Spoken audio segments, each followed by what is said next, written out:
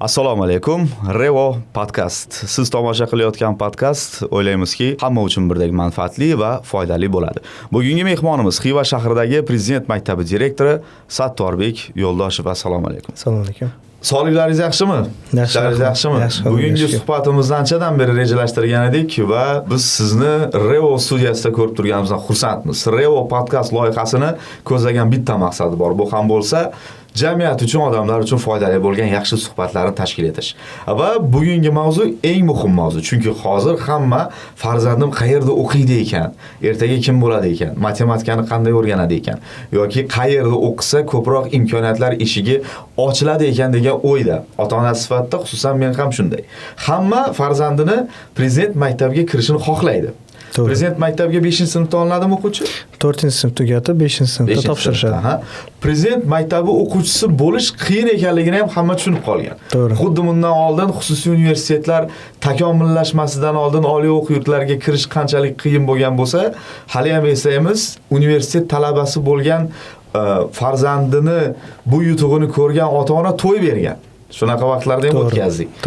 Lekin hozir Prezident maktabiga kirish darajasi shunaqa o'lchanadigan bo'lib qoldi. Bitta savol bermoqchiman suhbatimizning boshida. Sattorbek, Prezident maktabiga kirish shartmi? To'g'ri savol, shart.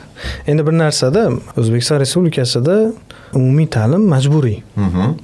Lekin Prezident maktablariga kirish ixtiyoriy. Chunki Prezident maktablariga qabul paytida onlayn endi topshirasiz. Oferta bor. O'sha ofertada shartlari bor. Undan tashqari Prezident maktabining maqsadi, vazifalari, Prezident maktab kimlarni o'qitadi, kimlarni voyaga yetkazadi, kimlar bitkazib chiqadi Prezident maktabni, kim bo'lib yetishadi ular degan savollarni javobini olgandan keyin ota-ona shu narsa meni farzandimga kerakmi? Ha bo'lsa topshirtirish kerak. Kerakmi degan joyda chiday oladimi degan. Chiday oladimi? Bor, chiday oladimi? Chunki biz bergan ta'lim deylik, ularga mos bo'lmasa, ular xohlagan ta'lim bo'lmasa, keyin hamma bilan teng baholarni olib keta olmasa, masalan o'quvchilar safidan chetlatishga majbur bo'lib qolamiz. Shuni ham tushunish kerak ota-onaki, masalan, umumta'lim maktablarda chetlatish degan tushuncha hozir deyarli yo'q. Lekin ixtisoslashtirilgan maktablar, Prezident maktablarimiz, ijod maktablarida bor bu narsa. Uzluksiz baholar pasayishi bu bolalarni chetlashtirishga olib keladi. Demak, siz aytib turgan narsa, bolam shu narsaga tayyormi? Qanchalik tayyor? Qanchalik tayyor? Demak, majburiymi? Yo'q. Ixtiyoriy. Lekin biz qo'ygan talablar ota-onani istagan xohishlari deylik, ota-ona istagan xohishlari bilan mos kelsa topshirtirsa bo'ladi. Tushunarli. Oxirgi yillarda ota-onalarda yuqorida aytganimizdek shu tushuncha paydo bo'ldi, shakllandi va bu urfga kiryapti. To'g'rimi? Farzandim Prezident maktabiga kirishi kerak. Sizningcha bu sog'lom maqsadmi yoki jamiyatning bir bosimimi? Nima deb tushuntirsam? Bir tomondan qarasa bu qandaydir bir bosimga o'xshab qolyapti. Chunki Prezident maktabida o'qish bu xuddiki bir 15-20 yillar oldin yuridik universitetida yoki moliya universitetida o'qiyapti meni bolam. Chunki u yuridik universitet yoki moliya universitetini tugatgan odam kelajak porloqda. Yaxshi ishda ishlagan. Hozir Prezident maktabini ham tugatgan o'quvchilarimizda 100% imtiyoz bilan, qo'shimcha grant bilan kiradi degan tushuncha bor. Ana shu narsa, demak, bolam O'zbekiston ichidagi xohlagan universitetga imtiyoz bilan, qo'shimcha grant bilan kiryapti. Demak, meni bolam meni keyingi kelajakdagi xarajatlarimni tejab beryapti meni. Nima xarajat? Yo'l xarajati, kurslarga beradigan xarajatim, hamma xarajatimni meni bolam menga mashina olib beryapti deydigan ota-onalar bor-da. Meni 7 yillik xarajatim menga tejab beryapti. Shu sababdan ham ota-onalarda shundaydir bir orzu deylik, istak deylik, hamma ota-ona xohlagandan keyin bu narsa ota-onaga qandaydir bir status bergandan keyin shu bosim deb ham o'ylasak bo'ladi, bir qabul qilsak. Lekin bu yaxshi bosim deb o'ylayman, chunki Prezident maktabiga kirsin kirmasin ota-onalar bolani yoshligidan fundamentini rivojlantirishga harakat qilyapti, fundamental bilimini. Xo'p, bu rivojlanish oqibatida hozir 6-7 yoshli bolani kundaligini qarasangiz, kattalarnikidan band matematika, ingliz tili, unga mental arifmetika qo'shilgan. Undan tashqari yana boshqa nimalardir. Bu bolani iqtidorini rivojlantiryaptimi yo bolalikni qisqartiryaptimi? Endi buni asosiy bir ildiz sabablardan biri deb aytaylik. Ildiz sabablardan biri raqobat deb o'ylayman. Masalan, prezident maktablariga bilamizki, bundan 3-4 yil oldin 2000 nafar o'quvchi topshirgan bo'lsa, nomzod topshirgan bo'lsa, hozir 4000 dan oshyapti. Xorazm viloyatining ichida. Boshqa viloyatlarda ham 2-3 nafar oshib ketyapti. Bu iqtidorni rivojlantirish uchun yokida bolalikni yo'qotish emas. Menimcha, katta raqobatning ichida ota-onalar farzandini shu 24 nafarning ichida bo'lish uchun sacrifice deydi inglizchasi, o'zbekchada o'zini judo qilishmi, vaqtini judo qilishmi, ota-ona tushunib turibdi, bilib turibdi, chunki farzandi soat kechki 9-10 gacha bolaligidan voz kechib turganini. Lekin ota-ona shuni ham tushunyaptiki, u narsani qilmasa katta raqobatning ichida bolasi farzandi prezident maktabiga kira olmasligini ham. Masalan, hamma to'xtatib qo'ygani yo'qda, tayyorgarlikni to'xtatib qo'yib, bo'ldi, o'zini bilimi, o'zini salohiyati bilan kirsin deb turgani yo'qda. Mablag'i bo'lsin, bo'lmasa harakat qilyapti. Mablag'i bo'lmasa qarz olib bo'lsa ham, chet elga borib ishlab kelib bo'lsa ham, shu farzandim shu yerda o'qisin, shu yaxshi sharoitda biz xohlagandek farzand bo'lib yetishsin. Endi bu katta ishonch ham mas'uliyat deb o'ylayman bu narsani prezident maktablariga bo'lgan. Bolaga ham balkim tushuntirar. Endi men o'zim ota-ona bo'lganim bilan hali farzandim u yoshga yetmagani uchun men u ota-onalarga nisbatan bir nima deyishim xato deb o'ylayman-da. Lekin meni tushuncham, agar ota-ona tarafdan o'ylaganimda, shuncha odam topshiryapti, shuncha raqobat, men ertaroq harakat qilmasam, meni farzandim kira olmaydi degan bir o'y bilan harakat qilganligi sababli, menimcha bu yerda bolaligidan ozgina voz kechishga majbur bo'lib qolyapti ota-ona. Buni badali ertaga og'ir bo'lmaydimi? Bola shu narsani kichkinaligidan o'qishga bo'lgan muhabbatni rivojlantira olsa, kirsin kirmasin, ertaga qaytanga bola yana o'qishiga turtki bo'ladi. Chunki ko'ryapmizki, prezident maktabiga topshirgan bolalarning ichida ixtisoslashgan maktabga kirgan o'quvchilarimiz 5-sinfdan, 6-sinfdan til sertifikatlari boshqa yaxshi natijalar erishyapti. Chunki ular to'xtamayapti-da ular. Ular aytayaptiki, prezident maktabda o'qisam ham, o'qimasam ham men shu natijalarga erishaman. Erishyapti ham. Bunday bola alohida tug'ilmaydimi mabodo? Hamma bola shunaqa bo'lmasa kerak, baribir to'g'ri. Hamma bola shunaqa bo'lmaydi, lekin hamma bola bir xil ham bo'lmaydi-da. Qobiliyatsiz bolani o'zi yo'q. Hammamizda, sizda ham, menda ham yashirin qobiliyatimiz bor, mavjud. Uni lekin yuzaga chiqarish bu ota-onaga ham bog'liq, uni borib turgan maktabiga ham bog'liq, uni muhitiga ham bog'liq. Sizningcha iqtidorning haqiqiy ta'rifi qanaqa? Einsteinning bitta gapi bor-da. Don't judge the fish by its ability to climb the tree degan. Tarjima qilib beraman. Baliqni daraxtga chiqa olmadi deb, uni qobiliyati yo'q ekan dema deydi. Demak, qobiliyat intellektual qobiliyat bo'lishi mumkin bizda, jismoniy qobiliyatimiz bo'lishi mumkin. U har kimning o'zini yashirin qobiliyati bo'ladi. Buni vaqtida kashf qila olish yoki kim orqali yoki o'zi kashf qila olishi bu o'quvchiga yoki uni atrofidagi odamlarga bog'liq. Demak, u degani qobiliyatsiz shaxsning o'zi yo'q. Tushunarli. Endi prezident maktablarida ta'lim olayotgan o'quvchilari bugungi kunda qaysi tomondan iqtidorli ko'proq? Bizda o'quvchilarimiz endi katta ko'pchiligi har taraflama iqtidorli. Musiqa chalishni ham bilishadi, qo'shiq aytishni ham bilishadi, opera aytadigan bolalarimiz ham bor hattoki. Hozir ansamblimiz bor. Yaratishda ham yaxshi. Robototexnika to'garaklarimiz, IT to'garaklarimizda har xil narsalarni yaratishadi o'quvchilarimiz. Undan tashqari bilim jihatdan ham qobiliyati shu o'rganishga bo'lgan qobiliyatlari yaxshi. Siz ko'rgan shu prezident maktabidagi o'quvchilarni eng kuchli umumiy jihati nima? Umumiy eng kuchli jihatimi? Adashmasam muhit bor ularda. Bir xil muhit. Bir xil deganda yoki o'xshash muhit. Katta ko'pchiligining uyida muhit shunaqaki, o'qishga bo'lgan qiziqish, o'qishga bo'lgan muhabbatni uyg'otishgan uyida. Hattoki ba'zi bir mansabdor shaxslarning farzandlari ham uyida kitob o'qiydigan bir ma'lum bir vaqti borki, shu uyda o'tirib hamma kitob o'qiydi. Nimanidir ko'p qilaversangiz, u qobiliyatingiz bo'lsin bo'lmasin yaxshi rivojlanadi-da. U bolaligidan shu muhitda tug'ilib, shu muhitda o'sdimi? U bola xohlasa xohlamasin nimani o'rgatsangiz shuni oladi, olishga harakat qiladi, o'rganishga harakat qiladi-da. Katta ko'pchiligidagi bir xil narsa, bir xil shu ularni bog'lab turadigan narsa oilaviy muhiti deb o'ylayman. Qolgan prezident maktabida o'qimaydigan, boshqa bolalardan ajratib turadigan jihati bilimidami yoki xarakterida hammi? Ajralib turadigan tarafi adashmasam faqat prezident maktab o'quvchiligida. Boshqa farqi yo'q. Chunki men umumta'lim maktablarida ham, ixtisoslashtirilgan ijod maktablarida ham, men ko'p maktablarga boraman-da. Suhbat qilaman o'quvchilar bilan. Bizning o'quvchilardan ham yaxshi o'quvchilar bor. Aynan bir jihati bilan ustun deb aytish xatoda. Kuchli bolalar ko'p. Men uni ko'p aytaman bolalarimga. O'ylamanglar. Sizlar Xorazm viloyatida o'zingizni 10 mingta tengdoshingiz orasida 24 nafar bo'lib turganingiz, siz 24 ta eng zo'riman degani emas. Sizdan zo'ri qishloqni bir chekkasida internet nimaligini bilmasdan, lekin iqtidori bor, bilimli, qanaydi shunaqa maktab bo'lsa edi o'qisamidi deb, lekin shunaqa maktab borligini bilmaydigan bolalar bo'lishi mumkin. Yoki-da maktab yubormagan bo'lishi mumkin. Bo'ladi-da, masalan, kim o'zini eng zo'r o'quvchisini boshqa maktabga yuborish xohlaydi? Bor shunaqa maktab direktorlarimiz, men senga sharoitni undan ham zo'r qilib beraman. Sen meni maktabimda qolsang bo'ldi deydi. Demak, u bola meni bolalarimdan ham yaxshi bo'lishi mumkin-da. Shu joyida ustunlik tarafi ustunlik emas, farqi. Farqi faqat formasida prezident maktab shunda emblemasi bor. Tushunarli. Lekin hamma bola bir xil.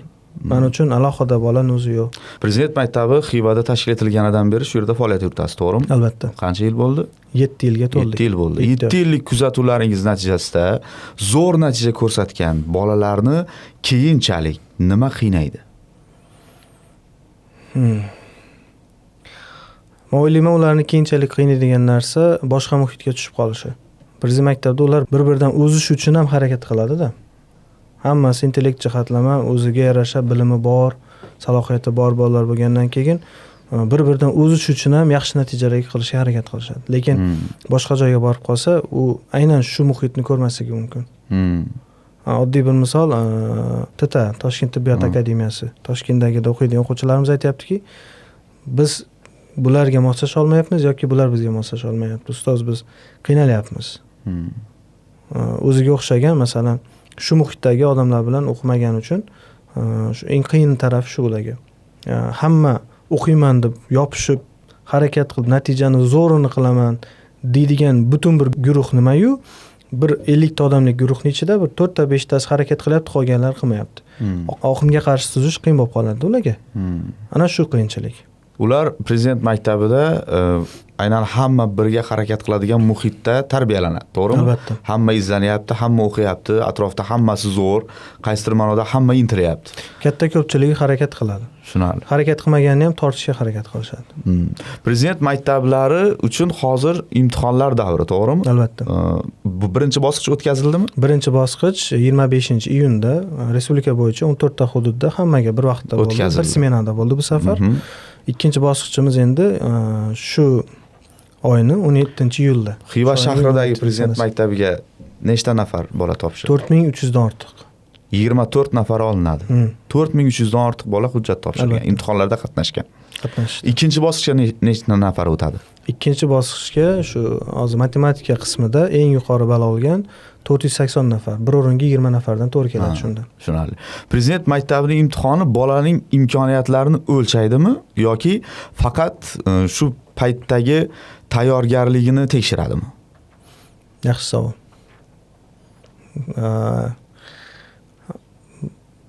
Ochiqcha aytaveraman. Ma'lum bir qismida, matematika qismida adashmasam xotirani sinaydi, bolaning imkoniyatini emas. Chunki shunaqa o'quv markazlari borki, respublika bo'yicha biz direktorlar bilan muhokama qilamiz-da bolalarimizni. Endi sani bolang qanaqa, menda shunaqa muammo bor. Sanda-chi, menda bunaqa. Ko'zga ko'ringan muammolardan bittasi shuki, o'quv markazlar qandaydir bir shablonni o'ylab topishganki, formulaga o'xshash narsani, shuni yodlaydi, shu formula bo'yicha kiradi. Fikrlamaydi-da, fikrlaydigan bola emas-da. Ana shu qismida bola o'zining imkoniyatini emas, o'quv markaz yodlatgan formulasi bilan o'tib qolish holati bo'lishi mumkin-da.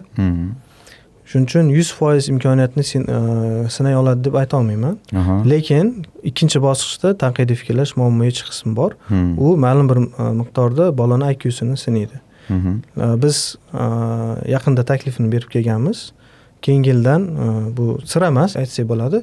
Keyingi yildan Prezident maktablariga qabul imtihonlarini materiallarida ham o'zgarish bo'ladi, murakkablashadi. Va uning ichida EQ ga mos, demak IQ intelligence zakovatni qiladigan bo'lsa, endi emotion taraflama ham nimadir qila olamiz, qanday sinay olamiz. Tayyor bilimni sinash bilan keyingi o'rganadigan bilimga tayyorgarlikni sinashni farqi bor ekanda. Lekin tayyor bilimni sinaymiz nima bilan? U tayyorlanib kelgan bilim bo'yicha test beramiz. Shu testda ma'lum bir miqdorda, ma'lum bir foizni oladi, kimdandir ustunroq bo'ladi, o'tib ketadi. Bu degani lekin u boshqalarga qaraganda aqlliroq yoki qobiliyatliroq degani emas, balki xotirasi yaxshiroqdir. Lekin bilimga chanqoqlikni tekshirish bu boshqa narsa. Biz CIS degan tashkilot bor, Council of International Schools, xalqaro maktablar konsulligida. Bu konsullik maktablarni akkreditatsiyadan o'tkazadi. 5-10 yil davom etadi. Prezident maktablarimiz rekord natija bilan 2 yil ichida hammasi akkreditatsiyadan o'tdi. Xalqaro maktab bo'ldik. Shu paytda bizni tekshirishga boshqa xalqaro maktabni direktorlari kelishadi. U CISdan bitta odam keladi, qolganlari volontyor sifatida kelishadi tekshirish uchun. 9 ta 8 ta standart bo'yicha. Agar maktab bo'lsa 8 ta, maktab internat bo'lsa 9 ta standart bo'yicha maktabning tayyorgarligini ko'rishadi. O'shanda bitta direktor aytayapti, siz nimaga qarab bolani tekshirasiz? Ularda boshqacha ekan, ularda maktabda o'zi bir komitet bor ekan, shu komitetda bitiruvchilar ham bor ekan. Bitiruvchilar bolalarni suhbat qilib, keyin insho yozishar ekan. Inshoda aytayapti, biz bolaning ingliz tili darajasini emas, bolaning fikrlashini ko'rmoqchimiz. Suhbatda deydi, bitiruvchilar nimaga qo'shganmiz? Bitiruvchilar muhitni biladi. Bitiruvchilar maktab nima xohlayotganini biladi. Bitiruvchilar maktabga kim kerakligini biladi. Shuni suhbat qilib, shundan keyin o'tishadi o'quvchilar. Deyapti-da. Prezident maktablarining testlarida o'sha shablonga tushib qolganligi sababli sal qiyin bo'lib qolyapti. Agar shablon bo'lmaganda edi, masalan, qo'shimcha tayyorlatmasdan ota-onalar bor bilimi bilan bolalar kirganda edi. Ana unda haqiqiy talant kelib chiqardi. Lekin hozir ma'lum bir o'quv markazi o'zini aytganimdek formulasini yaratib olgan, shu formula bo'yicha kirgizyaptimi? U yerda biz sal qiynalyapmiz. Haqiqatda iqtidori bilan kirdimi u yoki xotirasi bilan kirdimi? Shu joyida biz taklifini berganmiz. Keyingi yildan Cambridgega ham agentligimiz direktori taklif bilan chiqishgan. Keyingi yil bizni qabul testlarimizni uzaytirib bering degan. Tushunarli. Biz talaba bo'lish uchun tayyorlangan davrimizda axborotnoma degan bo'lardi. Kitob, shuni hamma masalalarini yechib chiqqan bola qaysidir ma'noda matematikadan yaxshi o'tgan. Chunki biladi, xotirasi zo'r bo'lsa, undan ham zo'r bo'lgan, to'g'rimi? Ha, albatta. Endi savolni yodlab kirmaydi. Tushgan savol qayta tushmaydi, lekin nima deydi, standart degan narsa bor-da. Masalan, bir xil formatdagi savollar tushavergandan keyin shu formatni yodlatadi. Tushundingizmi? Tushundim. Aynan savol takror tushmaydi, lekin shu tipdagi, shu standartdagi savol tushadi, shunga tayyorlashadi. Shu bilan bola ko'pincha xotiraga asoslangan qilib kirishga majbur. Endi asosiy birinchi bosqich, ikkinchi bosqich o'tganda bo'lib qoladi bu narsa. Qarang, sizningcha prezident maktablari haqida odamlarni eng ko'p noto'g'ri ishlatadigan fikr qaysi? Eng noto'g'rilardan biri menimcha prezident maktabda faqat boylarni bolalar o'qiydi degan fikr. Chunki bizda unaqa emas. Boy deganda masalan milliarder O'zbekistondagi yoki masalan deylik Xorazmda 10 tadan bitta boyni bolasi o'qiydi deb ayta olmayman. Bu menimcha yo'q ham. Bo'lsa ham bilardim. 70-80% o'quvchilarimiz masalan o'rta hol oiladan kelgan yokida masalan shunaqa holatlar bo'lgan, ota-onalar aytayapti, men farzandim shu yerda o'qishini xohlayman, chunki men unga yarata olmayman bu yerdagi sharoitni o'qishiga. Meni farzandim o'qishni xohlaydi. Lekin uyda biz shunaqa sharoitdamizki, biz qish paytida masalan uyni qizdirish uchun hammamiz ishlashimiz kerak. Hammamiz masalan molni tezagini tappa qilib deydimi, tappa qilib devorga yopishtirib shuni yoqishimiz kerak. Boshqacha qilib biz sharoit yarata olmaymiz, bera olmaymiz. Men shuning uchun farzandim prezident maktabida o'qishni xohlayman. Shu narsani bergani uchun. Shunaqa oilalar ham bor, qisqacha aytganda. Masalan, shunaqa holatlar bo'lgan, uyidan taksiga minib maktabga kelishiga puli yetadi, lekin qaytib kelish ketmaydi. Shuni ham bera olmaydigan ota-onalar. Demak, men aytgan bo'lardim, meni eshitib turgan tinglovchilarimizga, prezident maktabda qanday oiladan kelib chiqishidan qat'iy nazar, o'sha boya aytilgan test bosqichlari bor. 1-chi, 2-chi, 3-chi bosqich. Endi 1-chi bosqich deb biz ariza qabul qilishni hisoblaymiz. Xalq tilida 1-chi bosqich matematika testidan o'tish, 2-chi bosqichi o'sha tanqidiy fikrlash, muammo yechish, ingliz tilining ishlashi. Endi bizning tilimizda biz o'zimizcha qabul qilganimiz 1-chi bosqich ariza topshirish, 2-chi matematika, oxirgi 3-chi bosqichimiz shu. O'sha 3 ta bosqichdan o'tgan bola kim bo'lishidan, kimni farzandi bo'lishidan qat'iy nazar, shu bosqichlardan muvaffaqiyatli o'tsa bo'ldi. Kimlarnidir tanishlari yokida qaysidir bir boy odamni farzandi o'qiyapti degan tushuncha xato deb men bemalol aytgan bo'lardim. Katta ko'pchilikda shunaqa fikrlar bor. Shu fikrni to'xtatish, shunaqa fikrlashni yoki kimdir shunaqa desa ishonmasliklarini so'ragan bo'lardim, agar kimdir shu hozir eshitib turgan bo'lsa. Hech qanday o'sha qo'shimcha imkoniyatlar yo'q. Qo'shimcha imkoniyat hech kimga yo'q. Tushunarli. Hatto men o'zimga ham yoki masalan bizni xodimlarga, masalan sen prezident maktabida ishlab turganing uchun seni bitta farzanding bir marta imtihonsiz kirishga ruxsat bor degan narsa yo'q. Misol tariqasida aytishim mumkin, 4-5 nafar o'qituvchilarimni faqat 1-yil bitta o'qituvchimman farzand o'qigan. Haqiqatda kuchli qiz. Bilimi ham, tarbiyasi ham, lekin qolganlari, masalan, kiromiy qolganlari ko'p. Lekin ularning ham farzandlari o'ta kuchli, bilimli. Chunki ular hozir ixtisoslashgan maktablarda o'qiyapti. Tushunarli. Lekin raqobat bo'lgani uchun ma'lum bir ball farqi bilan hazilomuz aytaman, men qop ochish jarayoni bo'lganda o'quvchilarni kulib so'rayman, kim tarvuz yeb keldi kechada. Chunki oshqozon og'rig'i, boshqa masalalar bilan bilimi bo'lib turib ham 1 soat vaqtda 30 soat ishlash kerak bo'lgan o'quvchi o'sha 1 soatni to'liq ishlata olmay qolishi mumkin-da. Tushunarli. Shuning uchun kimlarnidir tanishi bo'lgan yoki moliyaviy jihatdan boy bo'lgan odamlarning farzandi o'qiydi faqat degan tushunchaga ishonmasliklarini da'vat qilgan bo'lardim, so'ragan bo'lardim. Prezident maktablariga kirish imtihonlari ingliz tilida bo'ladimi? Yaxshi savol. Prezident maktabga ariza topshirgan paytida ota-onalardan so'rashadi. Endi so'rashmaydi, yozib qo'ygan bo'ladi. Testni qaysi tilda ishlaysiz? U yerda ingliz, o'zbek tili bor, rus tili yo'q. Shuni tushuntirib o'tib ketdik. Rus tili yo'q. Yo'q rus tili. Nimagaki biz davlat tilimiz o'zbek tili. Shu sababdan o'zbek tili bor va ingliz tili bor nimaga? Chunki bizni o'qitish dasturimiz ingliz tilida bo'lganligi uchun xohlang ingliz, xohlang o'zbek tilida. Lekin ba'zan ota-onalarda so'rab qolgan bo'lardim shuni yangi farzandini endi topshirtiradigan ota-onalardan nimani? Farzandingizni hujjatini topshirmoqchimisiz? Aynan shu paytga kelganda siz o'zbek tilini tanlang, agar farzandingiz matematikani, tanqidiy fikrlashni, muammo yechishni ingliz tilida ishlay olmasa. Chunki bir marta xato qildimi, ariza yuborildimi, sizni masalan nomingiz bilan keladi.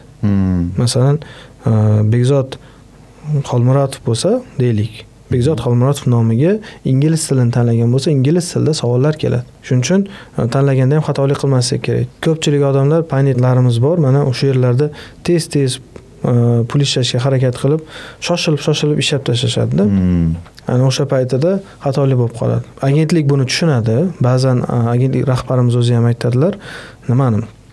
Shunaqa vaziyat bo'lib qolsa, so'raylar. Haqiqatda shu o'zing ota-onang roziligi bilan o'zingning roziligi bilan qildingmi yoki yo'qmi?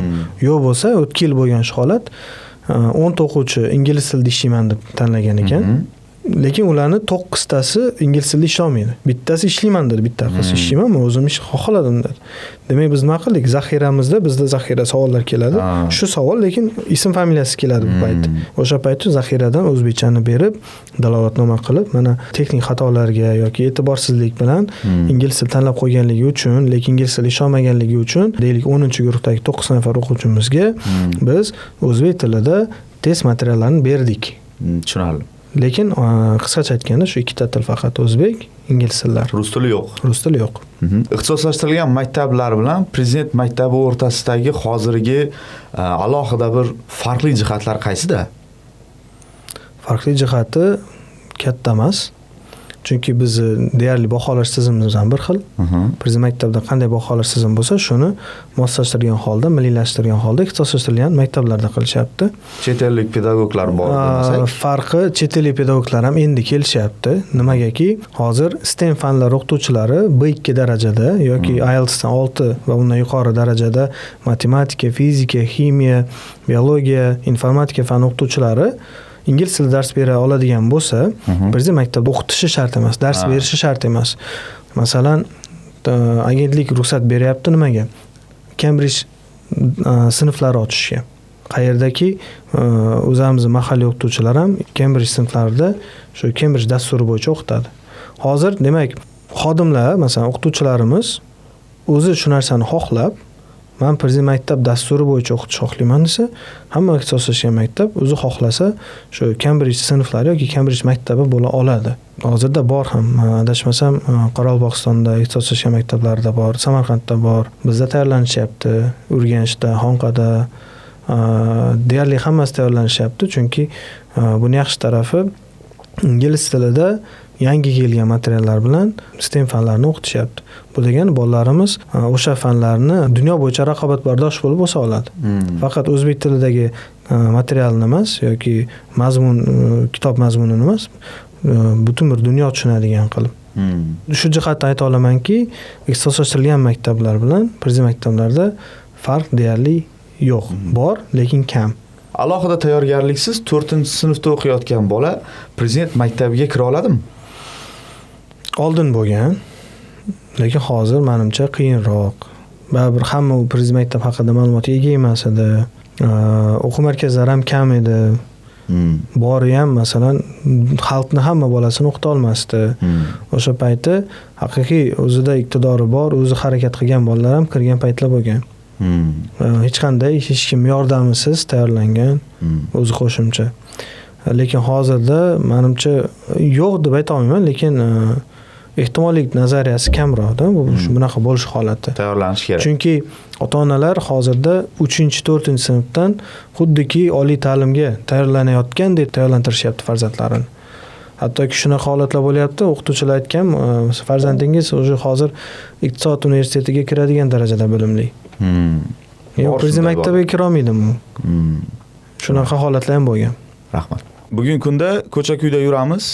Demak, atrofda, ko'chalarda bannerlar ko'p, reklamalar ko'p va oxirgi vaqtlarda ko'p ko'zimiz tushayotgani prezident maktabiga tayyorlab beramiz. Prezident maktabiga farzandingizni kirgizib beramiz degan reklama oynalari ko'paydi, kurslar ko'paydi, repetitor deymiz, tayyorlov o'qituvchilar ko'paydi.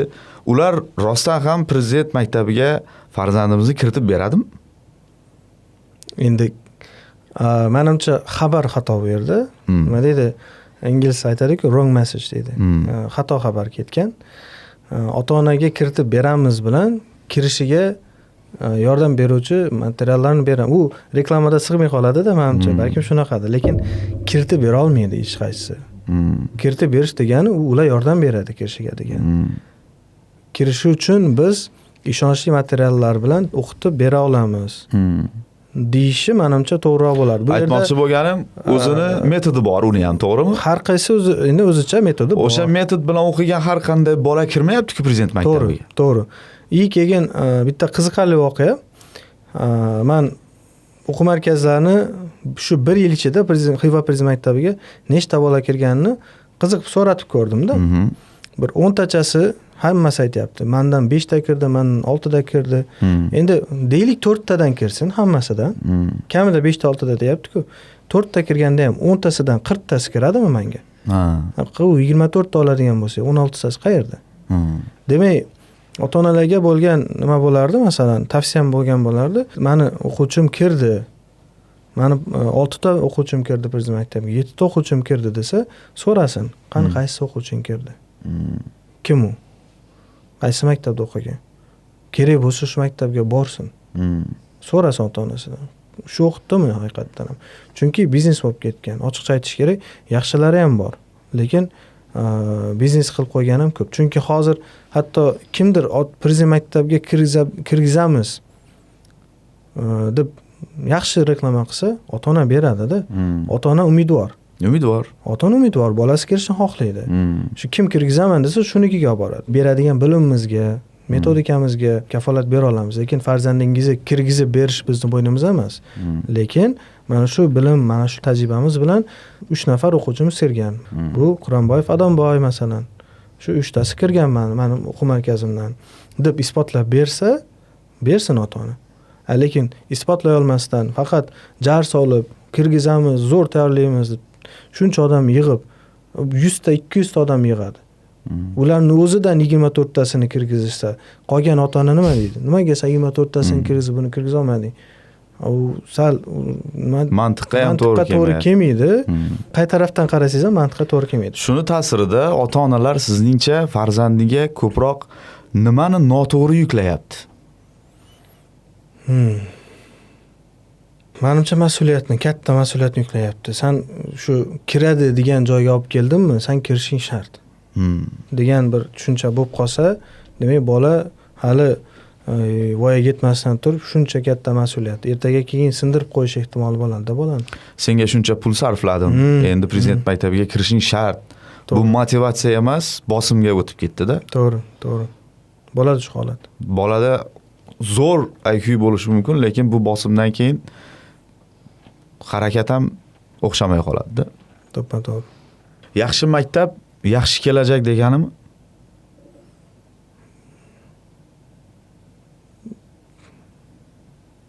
Ma'lum bir miqdorda ha. Endi yaxshi maktab, faqat maktab bir binoda. Qisqacha aytganda, eng zo'r binongiz ham o'quvchi bo'lmasa bir bo'sh bir qutichaga o'xshab qoladi. Endi u bir zanjirdagi narsa, har kim o'zining vazifasi bor, o'qituvchi, masalan, internat bo'lsa tarbiyachi xodimlar bo'ladi va o'quv yordamchi xodimlar, ma'muriy xodimlarimiz bor, masalan, direktor, ularni o'rinbosarlari, hammasi o'zining vazifasini to'liq bajarsa, o'quvchidan talab qilsa, ota-ona o'qituvchidan talab qilsa, o'qituvchi ikkovidan talab qilsa, hamkorlik bo'lsa, o'z manfaatida emas, bola manfaatini ko'zlagan holda ishlasa, qaysi maktab bo'lishidan qat'iy nazar hammasi yaxshi bo'ladi. Demak, maktab yaxshimi yoki maktab ichidagi xodim yaxshimi degan savolni qo'yish kerak-da bu yerda. Xodimlarni yaxshilasa, xohlagan maktab yaxshi. Maktabdan avval demak, yaxshi ustozni tanlash kerak. Yaxshi ustoz, yaxshi muhit deganda bir konditsioneri bo'lishi, monitori bo'lishi shart emas. Yaxshi ustoz masalan o'zi darsga kelishidan oldin shunaqa tayyorlanib keladiki, bu bo'lmay qolsa qanday qilib o'tgan bo'lardim darsni deb keladi. Yaxshi ustoz. Masalan, yangi kelgan o'qituvchilarga men tajribamdan kelib chiqib tavsiyam shu bo'lardi. Cambridgedan kelgan Mandy degan ayol bor edi. O'sha bizga aytganda, always have plan B. Hamisha plan B bo'lsin senda. Masalan, bunaqa zo'r o'taman darsimni, shunaqa qilib o'taman, boshqa qilaman, lekin svet bo'lmay qolsa nima bo'ladi degan savolni o'zingga qo'yib qo'y. Shu payt qanaqa qilib shu darsni o'taman. Demak, yaxshi o'qituvchi o'zida shu vaziyatdan chiqib ketish holati bo'ladi, yaxshi o'qita oladi, bolani qobiliyati, bolani o'rganish qobiliyati, masalan, eshitib o'rganadigan o'quvchilar bor, ko'rinib o'rganadigan, bir narsa qilib turmasa bo'lmaydigan o'quvchilar bor.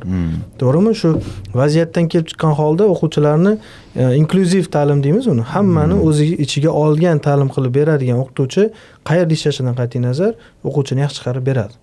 U xoh prezident maktab bo'lsin, xoh ixtisoslashtirilgan maktab, xoh ijod yoki umumta'lim maktab bo'lsin. Barcha imkoniyatlari bor bo'lgan maktabda muvaffaqiyatsizlik bo'ladimi? Bo'ladi. Masalan, prezident maktabida. Bo'ladi. U sharoit zo'r degani hamma ham yaxshi natijaga erishadi degani emas. Bu yerda yana har xil faktorlar kelib chiqadi. Balkim vaqtida o'qituvchi ishonib qo'ygan bo'lishi mumkin. Bu bilimli bola-ku, bajaradi zo'r.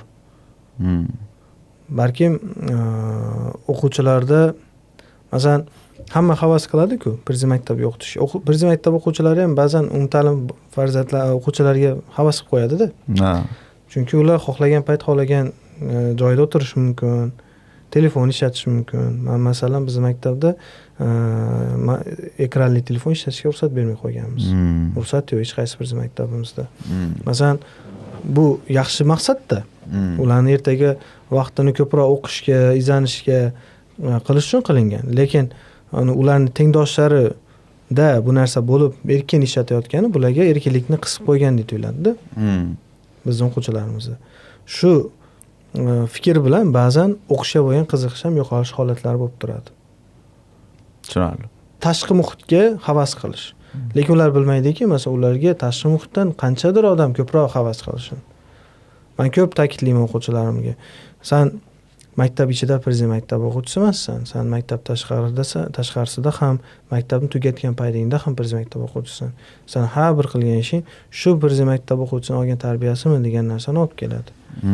Demak, sen to'g'ri muvaffaqiyatsizlikka erishishimiz bo'lishi mumkin. Muvaffaqiyat hamisha ham nimanidir osonlik bilan erishmaymiz-ku. Bo'lib turadi, lekin seni farqing, sen orqaga qaytmasdan harakat qilishing kerak. Bo'lib turadi. Bizda bo'lgan holatlar, masalan, chetlatishga ozgina qolib turgan joyida o'quvchi tushunib yetib, o'qib, baholarni ko'targan paytlari bo'lgan. Bo'ladi-ku, masalan, u prezident maktabda o'qisin, umumta'lim maktabda o'qisin, o'spirinlik davri. O'sha davrda qiyinchilik bo'lib o'tadi. Hamma maktabda ham, bizda ham, ularda ham. O'sha paytda yo'lini to'g'ri yo'naltirilgan paytimiz yaxshi, yana natijalar yaxshi bo'lib ketyapti, lekin sal e'tiborsiz bo'lib qolsak, bo'ldi. Muvaffaqiyatsizlik ozgina bo'lsa ham uchrab turadi. Tushunarli. Bugun hayotda farzandlarimizni mana prezident maktabidagi imtihonga tayyorlayapmiz. To'g'ri. Maktab hayotga qanchalik tayyorlayapti? Yaxshi savol. Shaxsan o'zim talab qilaman, masalan, tarbiyachilarimizdan ertalab o'quvchilarimiz turganda eng birinchi qiladigan ishi joyini yig'ishtirsin. O'rgansin shu narsaga. Ikkinchi badan tarbiya o'rgansin. Sog'lom tana, sog'lom fikr. Uchinchi vaqtida ovqatlanish o'rganyapti. Undan tashqari endi o'quvchilarimiz yana to'garaklarimiz bor, qo'shimcha. Ularda ham kerakli ko'nikmalarni o'rganishyapti. Endi bilasizku, soft skill bor, hard skill bor. Hard skill bu ishda kerak bo'ladigan skill nimalar bo'lsa, ko'nikmalar bo'lsa, u ko'nikmalarni ma'lum bir qismi o'rganyapti, lekin asosiy masalan nutq, rivojlantirish, omma oldida gapira olish qobiliyati, keyin tartib, hurmat, keyin shukronalik, qo'ldan kelgancha harakat qilyapmiz. Lekin ochiqcha aytish kerak, ovqat pishirish o'rgata olmaymiz. Endi ba'zi bir shunga o'xshash holatlarni masalan o'rgata olmasligimiz mumkin, chunki biz u narsada o'rgatishga vaqtimiz tig'izlik qilib qoladi. Ba'zan qiynaladigan joyi ham shu. Hozir chet elda o'qib turgan o'quvchilarimiz aytadi, ustoz shu ovqat pishirishda qiynalyapman faqat deydi. Lekin o'qishda qiynalmayapti. Kimlardir bilan kelishib ketishda, kirishib ketishda qiynalmayapti. Yangi muhitga moslashishda qiynalmayapti. Faqat shu uy ishlari bo'ladi-ku. Masalan, qatnab o'qigan odam, o'quvchimiz baribir uyda onasiga, otasiga yordam beradi shu paytda. Chunki shanba yakshanba uyga borgan paytida ota-onalar achinadi bolasiga, shuncha charchab kelding, o'tir uyda, uxlagin, yot, damingni ol. Uy ishini qilmaydi-da u baribir. Shu sababdan asosiy qiynaladigan joyi shu. Hayotga nima deydi? Mustaqil hayotda ota-onasidan uzoq paytida bir u ham ma'lum bir payt ichida u butunlay bo'lmaydi. Bir 3 oy, 6 oy qiynalishyapti nimada? Shu o'zini o'zi ta'minlashda. Prezident maktablari, demak, dushanbadan shanbagacha farzand shu bir joyda olib qoladi o'quvchilar. Yakshanba kuni kelishadi, jumagacha. Juma kuni 4 dan 5 gacha o'quvchilarimiz uyga qaytadigan payt. Dars mashg'ulotlari soat nechigacha? Masalan, Xivada. Hammasida bir xil. Soat 8:30 da boshlasak darslarimizni 4-5 gacha davom etadi. Endi 5-sinf, 6-sinflarimizda 6 soatdan. Faqat dushanba kuni kelajak soatimiz bor. Hamma maktabda bor, faqat prezident maktabida. Kechqurun asosan o'zi bilan o'zi bo'ladimi bor yoki ular u vaqtda ham qaysidir nimadir mashg'ulotlar, nimalardir belgilanganmi? 5 gacha, soat 5 gacha bo'ladi. Darslar va akademik to'garaklar. Akademik bu degani o'zini STEM fanlaridan, oqsab turgan yoki olimpiada boshqasiga tayyorlanib turgan fanlardan. 5 dan keyin non akademik deymiz, akademik bo'lmagan to'garaklar boshlanadi. Suzish, sport, musiqa bor ichida, drama, nutq rivojlantirish, IT, robototexnika, keyingi yildan rejamiz bor. Turon yoki shu boshqa bir jang san'atlarini ham olib kirish, bolalarni jismonan kuchaytirish. Bu nimaga so'radim? Agar ertaga masalan prezident maktablaridagi o'quv dasturini noldan yozish imkoniyati bo'lganida, siz aynan qaysi jihatlarni o'zgartirgan bo'lardingiz?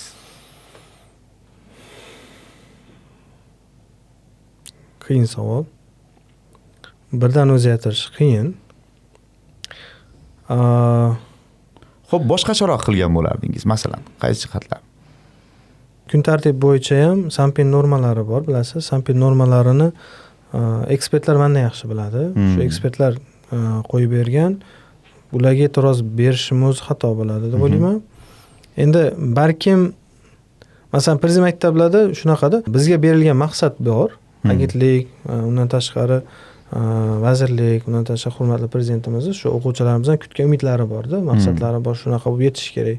Biz A nuqtadan B nuqtaga borishimiz kerak bo'lsa, B nuqtaga kelishda ozgina 10-15-20% gacha o'zimiz xohlagancha o'zgartirish kiritishga imkoniyatimiz bor. O'zi hamma maktabda bor bu narsa.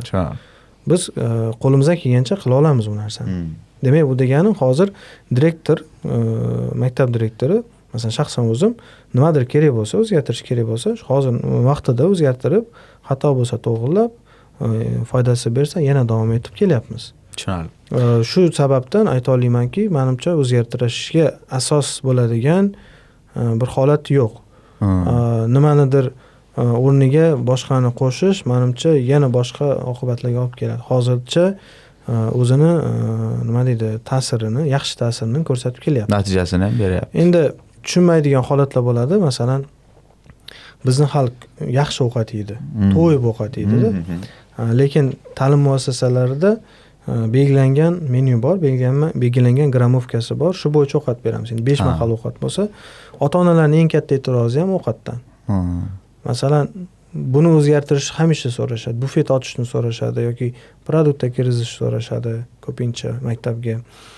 Yoki ovqatni ko'proq berishni, masalan, boshqa menyuda kiritilmagan ovqatlarni berishni, o'quvchilar o'zlari ham masalan gazirovka, suv nimalari yoki kola, eng asosiy kola bizni dushmanimiz bo'lib qolgan maktab ichida shu maktab demak to'g'ri ovqatlanishda.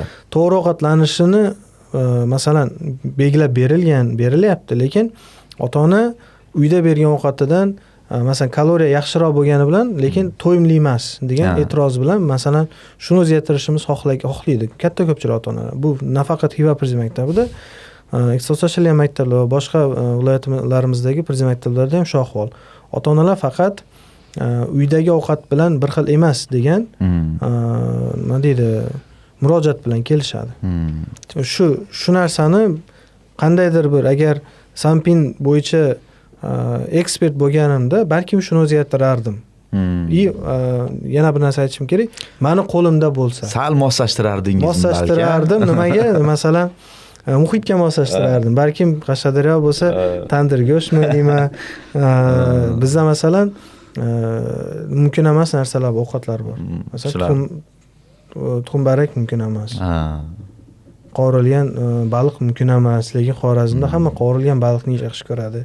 To'g'ri. Shu holatlarda masalan muhitga moslashtirgan bilan ertaga u o'qishga, masalan, fanlarga tayyorgarlik ko'rayotgan paytida u qorni og'rib qolishi, boshqa vaziyatlarda ta'sir qilmasmikan degan savollar ham bor-da. U savollarga javob topish kerak boshqa. Shu prezident maktabiga kirib olguncha ota-ona bolani miyasini to'ldirsa, keyin qornini to'ldirish bilan bo'lar ekanda. Qarang, agar prezident maktabiga kirish degan tushuncha umuman mavjud bo'lmaganida, siz ota-onalarni farzandlari uchun nimaga tayyorlashni tavsiya qilgan bo'lardingiz? Yaxshi savol. Ota-onalarni so'ragan, tavsiya bergan bo'lardim. Avvalambor farzandingizni qobiliyatini aniqlash uchun bir yaxshi, ishonchli odam toping. Nimaga qobiliyati bor? Masalan, aptitude test degan narsa bor-da, bolani qobiliyatini aniqlaydigan test. Kimdir shu tushunadigan bir ekspert odam bo'lsa, shuni qilib bersa, keyin shu yo'nalish bo'yicha masalan, sizni farzandingiz, siz to'g'ri doktorsiz, siz shifokorsiz, lekin farzandingizda injener bo'lishga qobiliyat bor yoki shunga o'xshash texnologiya bilan ketadigan sohalarda qobiliyat bor deydigan odamni topib, keyin shu yo'nalishda ketishini ta'minlab berishni tavsiya qilgan bo'lardim. Prezident maktab bo'lsin, u boshqa maktab bo'lsin. Birinchi navbatda bolani qobiliyatini aniqlab olish. Bola men xohlagan narsani qiladi emas. Bola o'zi qobiliyatidan kelib chiqqan holda shu qobiliyatiga yaqin kelajagi bor kasblarni tanlashiga yordam beradigan yo'lni tanlashda ota-ona rolini o'ynasa, menimcha qaysi maktabda o'qishidan qat'iy nazar shu bola ertaga muvaffaqiyatli bo'ladi. Kelajakda kim bo'lishini oldindan o'sha qobiliyatiga qarab belgilab oladigan jihatini analiz qilsin demoqchisiz. Birinchi navbatda bolani qobiliyatini tushunsin. Tushunib yetsin. Masalan, Prezident maktab tushunyaptimi shuni? Biz iloji boricha harakat qilyapmiz. Endi bizning testimiz ham bolani ko'proq STEM fanlariga yo'naltiradi-ku, to'g'rimi? Test orqali biz STEM fanlariga qobiliyati bormi, yo'qmi, shuni aniqlashga harakat qilamiz-da. Shu kirgandan keyin ko'pincha bolalarimiz hammasida shu STEM fanlar. Shu sababdan ham hozir bizda endi yo'l xarita qilib, o'zimiz istiqbol yo'nalishlarimiz bor. Masalan, texnologiya, injiniring, IT, kiberxavfsizlik, meditsina sohalari. Aynan shu yo'nalishlarga yo'naltirishga harakat qilyapmiz. Chunki STEM fani bo'lgandan keyin STEM yo'nalishida yuborishga biz harakat qilamiz. Qobiliyati shulardan qaysiga to'g'ri kelsa, shunga. Chunki bizda 10-11-sinfda o'quvchilarimiz tanlov fanlarimiz bor. Tanlab shu masalan matematikadan tashqari yana ikkita fan tanlaydi, shu fan bo'yicha o'qiydi-da. Tushunarli. Qarang, kelajakda nima deb o'ylaysiz? Bilim qimmat bo'ladimi yoki fikrlash?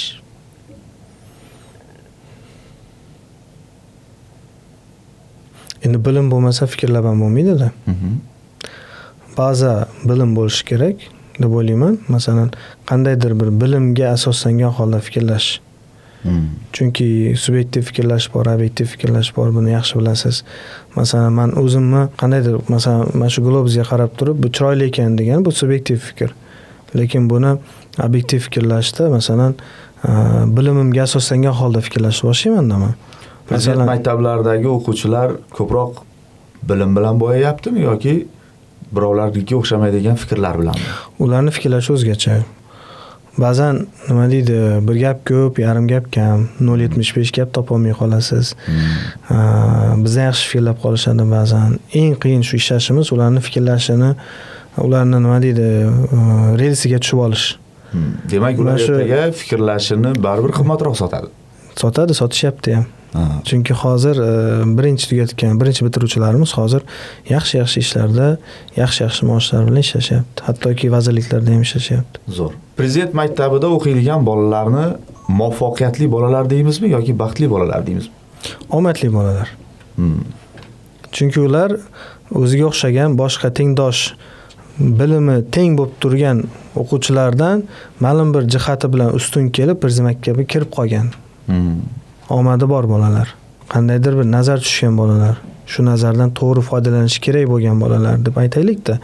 Chunki baxtli deganda biz Prezident maktab bilan o'lchashimiz xatoda. Baxtli bola kim bu? Ota-ona to'g'ri yo'naltirgan, ota-ona motivatsiya bergan, ota-ona uni kelajagi uchun hamma narsaga tayyor bo'lgan bola, menimcha baxtli bola. U qayerda o'qishidan qat'iy nazar. Mening javobim shu bo'lgan bo'lardi bunga. Rahmat suhbat uchun, savollarga bergan javobingiz uchun ham sizga rahmat. Kelajakdagi faoliyatingizni omad tilaymiz. Hurmatli bizni kuzatayotgan yurtdoshlar, Sattorbek Yo'ldoshev Xiva shahridagi Prezident maktabi direktori. Imkon qadar o'zimizga kerakli bo'lgan savollarga javob topdik va o'ylaymizki, bugungi suhbat siz uchun ham bir manfaatli bo'ldi. Xulosalar har xil, hammada subyektiv, hammaning o'zining o'ylari, hammaning o'zining maqsadlari bor va biz sizga bu suhbat orqali yo'q, farzandingizga og'ir yuklamang yoki qo'ying uni qiynamang deyishdan ham yiroqmiz. Kerak kezda qiynalib, kelajagi porloq bo'lgan o'quvchilarni ham ko'p ko'rganmiz. Aslida hammasi muhitga moslashish bilan bo'ladi, lekin men har doim bitta narsani aytgan bo'lardim. Eng birinchi navbatda farzand ko'rganini qiladi. O'zingizda yo'q narsani boladan so'ramaslik kerak. Oldin o'zingizda nimadir bo'lsa, keyin undan shuni talab qilish to'g'ri deb hisoblayman. 100%. Demak, omon bo'linglar, yana ko'rishamiz.